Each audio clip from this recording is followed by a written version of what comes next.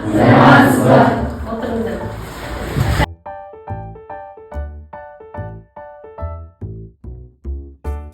Сабақтың тақырыбы имандылықтың ілімі. Бүгінгі сабақтың мақсаты оқушыларға имандылық пен адамгершіліктің құндылықтарының мәнін түсіндіру. Адамның қоғамдағы күнделікті өмірдегі іс-әрекетін белгілі бір қалыпқа түсіретін ішкі рухани ерекшелігі.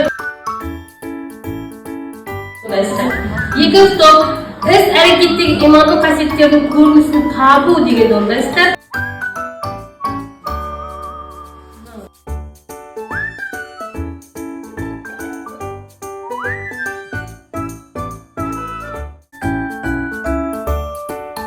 Біз бірінші топ біздің кластер имандылық қасиеттері. Имандылық қасиеттері дегеніміз қанағат, дүниеқорлыққа салынбай, барға разы болу және жақсылық жасау.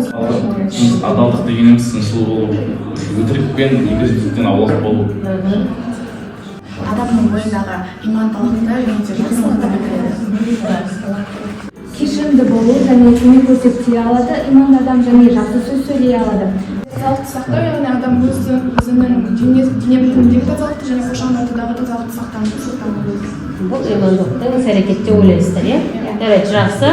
Рухани баяғында болу керек, ең маңызды имандылық. Сол үшін біз имандылықты күн бейнесінде салдық. Біздің ағаш санатиямыз бұны адамның тұлғасы ретінде қарастырып алған болатынбыз. Және бұл жердегі көтеріп тұрған жасақтарымыз рухани адамда болуы керек қасиеттер. Ал бұл жерде қурап жатқан жапырақтар рухани адамда болмауы керек. Келесі тапсырма ситуациялық жағдайлар. Әр топқа бір жағдай беріледі. Мұқият тыңдап алыңыздар, содан кейін соны топпен ақылдаса отырып, біріңіз айтып шығасыздар. Басым телевизордан қарап отырмын. Ал болып жатқан бағдарлама маған ұнамайды.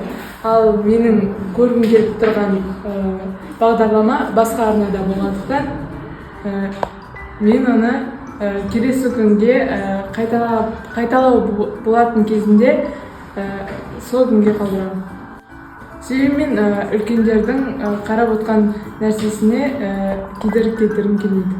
Меморалға досымның өзінің іс-әрекетін дұрыс емес екендігін түсіндіріп, келесіге тапсырма қиын айтқан кезде оған тапсырмалар көмектесіп түсіндіріп айтамын.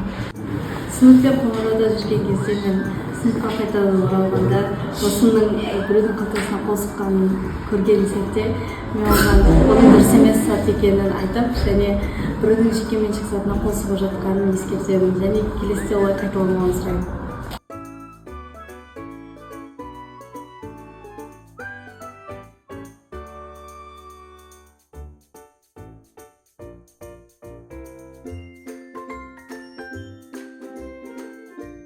Бейнематериалдан не түсіндің дегенді бірінші топ жауап берсін.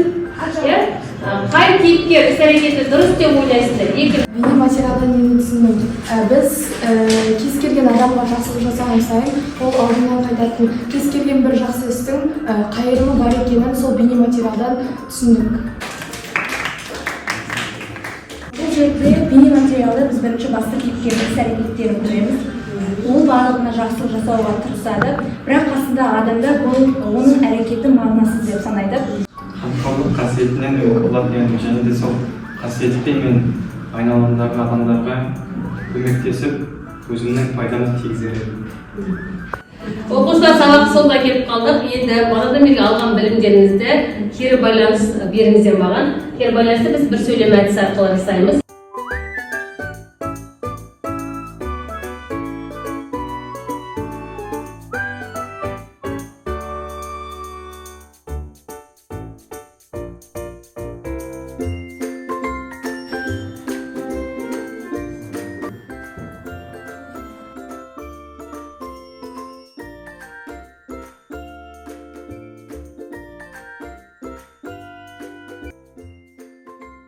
Дегеніміз жүректің тазалығы, ниеттің ағы. Сенің бойыңда жақсы қасиеттердің көп болуы имандылықтың белгісі.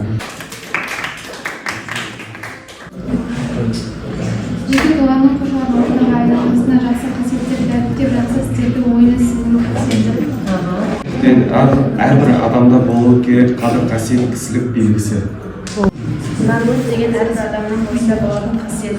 Ол адамда ізгілік қасиет, адамгершілік болуы қажет.